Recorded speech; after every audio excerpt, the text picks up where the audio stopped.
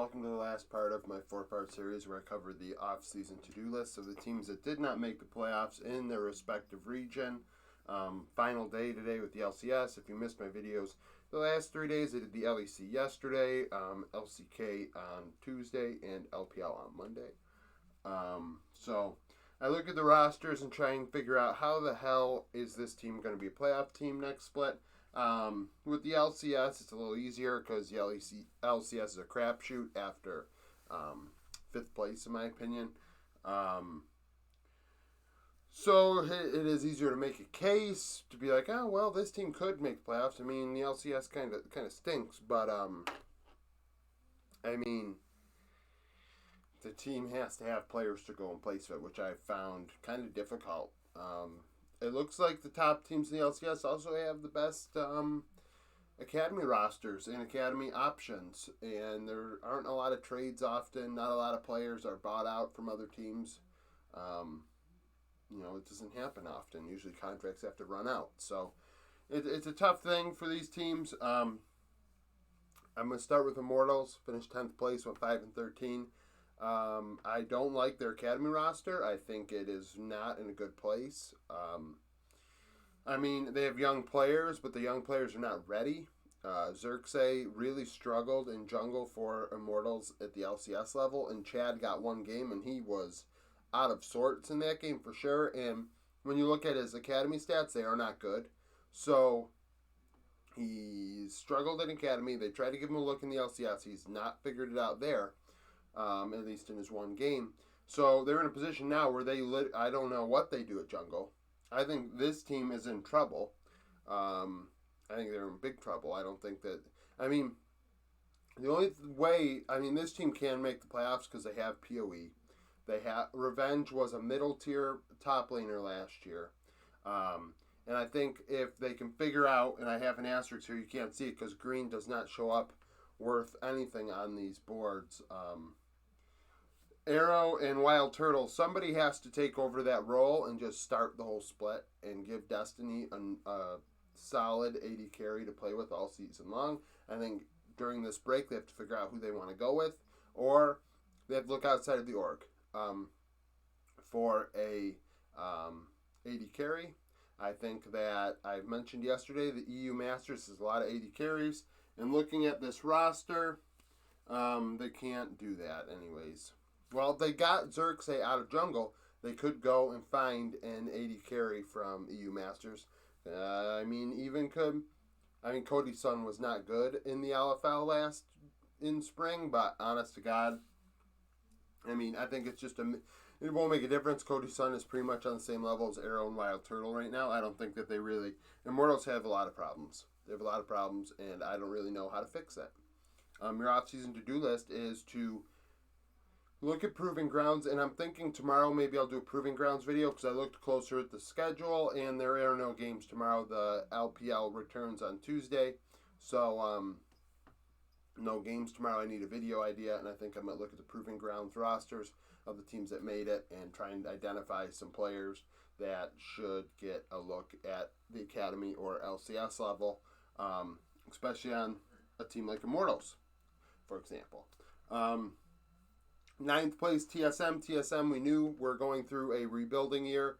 Hooney in top lane does not fit a rebuilding year, but Hooney is there. And I didn't put an asterisk next to him, although he struggled, because Viper also struggled in Academy, so can't replace him with somebody that isn't better than him. Spica, solid, always. They have to figure out what they want to do in mid lane with Kaidio and Takeover. Kaidio did well in Academy. He does get leads in lane. He struggles to get into mid game and late game. A young player, Takeover, a young player. I think they have to roll with it and figure out what they want to do.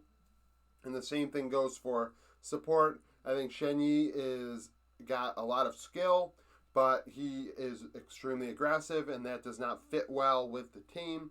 I think what they need to do is Tactical and Shenyi need to be playing a lot together, and I don't know how they're going to do that. I think they have to play 2v2s against people and get used to the fact, Tactical has to get used to the fact that Shenyi is going to be extremely aggressive. And I think they need to play into that, because that aggressiveness could be the difference between TSM being ninth place and in the playoffs, because the LCS is not an aggressive region. It's just not. It's not a thing. So if you can throw that LPL aggression into your roster, there is a chance that you could make playoffs. I think they need to do that. Yurison is a solid support, but he is. He did not do much better than Shenyi at the LCS level. Slightly better, I guess, but I think Shenyi is I think he gives them something that Yurison doesn't. They're two very different supports. But I think that's what they have to do. And because it's a rebuilding year and they have the young pieces in place in those two roles, I think they just need to play it out.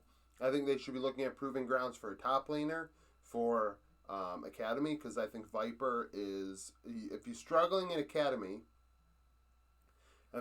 he's just not, he's not cut out for it anymore. So I think they should be looking elsewhere in that role as well. But TSM fans aren't going to like it, but I don't think this is a playoff team unless they really play into that LPL aggression. 8th place, CLG. CLG didn't finish last. 6-12. I have the most changes with CLG out of these 4 teams that I think that could improve them, which is weird because they aren't in last. But they have the top Academy roster for regular season. Jenkins struggled. He's one of the worst top laners. I think that Dokla's had his opportunities and has struggled at the LCS level. Dokla did great in Academy this year. I think he deserves a longer look in top lane. You can look at his one game where he played Vayne and he lost lane, which is awful, at the LCS level, but he should be getting more opportunities. Rosethorn, I think Contracts was not very good this split. I think Contracts held them back a lot. He didn't make a lot of things happen. And they should give Rosethorn a longer look in jungle and see how scrims go during this off-season period, because he played very well in Academy, honestly. And other teams need players. And a team like Immortals needs a jungler. If Rosethorn is up at the end of the year, contract-wise, maybe Immortals say, well, we're going to give Rosethorn a shot. Something like that could happen because you're playing contracts. Perennial, he's a top 20 jungler in North America, which ends up resulting in him being in the LCS or LCS Academy. But he is he's fringe. So that's just a matter of fact. And then you look at mid lane, Palafox. Palafox struggled a lot. But Triple is not any younger than him. Triple has a lot of experience in OS.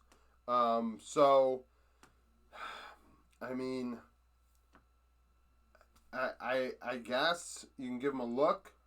I feel less confident about making a swap in mid as I do top and jungle for CLG. I think Triple did very well in Academy. He was a top 3 mid laner. But I don't know if Palafox is much worse than him overall. And the CLG bot lane is untouchable. I think that is a very, very good bot lane. Luger and Poom, I think they are the carries of why they're 8th and not 10th. That is as simple as that. They carried Jenkins on their back throughout spring. So I wouldn't touch bot lane. And as far as Dignitas is concerned, I looked at their roster. They can't replace Fake God. I think their Concept might have been. No, Concept might have, I think, played for another team. Whoever the Dignitas top laner was in Academy, I did not think, oh, you know what? I believe their Academy, no, it's not. No, it's not. He has North American residency. I got thrown off, but he does. So I don't think that Fake God really. It's a tough call, because I think, honestly, listening to even like Champions Q games on stream or whatever, and you listen to Fake God in Champion Select, I almost think that he knows that he is not a top laner. I get the vibe of he knows that he is not as good as Summit and Bwipo and Someday or Impact. But he put him on tanks. And I said this at the end of the LCS in my power rankings and my League of Legend roundups. It was between FlyQuest and Dig, and they're both, I say it all the time, if you know what I'm about to say, if you watched one of my videos before. FlyQuest and Dig are built eerily similar. And it was the team that decided to play tanks first that was going to make the playoffs, and FlyQuest did it. They put Kumo on tanks and Tryndamere only, and they got in the playoffs. And Dignitas were getting cute, trying to put Fake God on Graves, and that is just a recipe for disaster. He is not cut out for the champ, and at this level. So, and they both have crazy good, minor region junglers that are crazy good. And they both have, solid European mid laners, and they have a respectable, very experienced support in Biofrost and Afro. Those two teams are so closely matched on paper, and it just is what it is.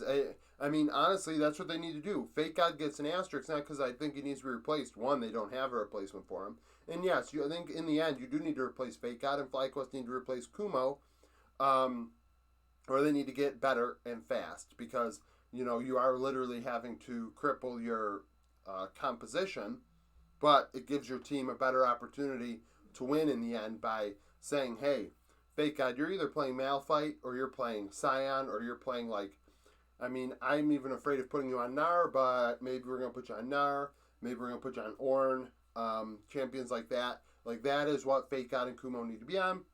Dignitas needs a coach that understands that, sees that, accepts that. They need to accept that.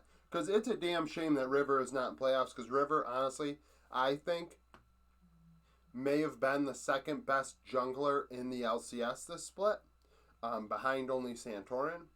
I mean, River literally carries this damn team on his back. He really does. And when he gets a Jarvan, he is absolutely disgusting. His Jarvan is disgusting. And it's so weird to even say someone could have a disgusting Jarvan, but he does. I think Dig have it. I mean, could they do better at AD carry? I think so. But I think Neo played very well at times in the split. He had a high kill percentage. If things were happening, it was because Neo was, finishing it off, finishing the kill off, which is whatever. I mean, I care more about the person that set that kill up than I do the guy that finished it. But I don't think that Neo is holding them back. I think it's the coach doing the drafts is holding them back. I would like Neo to expand his champion pool. I think he only played 5 AD carries this split, and that is not enough. You need to be able to play more. I think to be able to take advantage of Bio's champion pool, Neo needs to play more champs. He needs to play a wider variety. I think that's something he needs to work on. Where Johnson actually, for FlyQuest, gives Fly that slight advantage in bot, in my opinion. Johnson can play a lot of different things. Now, does he play any of them very good? I don't think so. I think Johnson is a bottom tier AD carry in the LCS, but he can give Afromu the option to play many different things, where Neo, I think, kind of gives Bio only so much to work with. But that's my opinion on the 4 teams that didn't make the playoffs in the LCS, and what I think they need to do this offseason to get better. If you like this video, like it, subscribe to the channel if you enjoy this sort of content. Like I said, I do content of some kind every day. I've done these videos all week for all 4 major regions. Tomorrow, I think I am going to do a proving ground, so going to look at what's there and who might deserve a look in at least Academy. Excuse me. If you have any comments, comment down below. If you have any opinions of your own on these 4 teams. I mean, I understand you probably can't read the Immortals section, not only because my hands have been in the way of it, but because green doesn't show up on the board. So, in the end, though, thanks for watching this video, and I hope you come back for more content.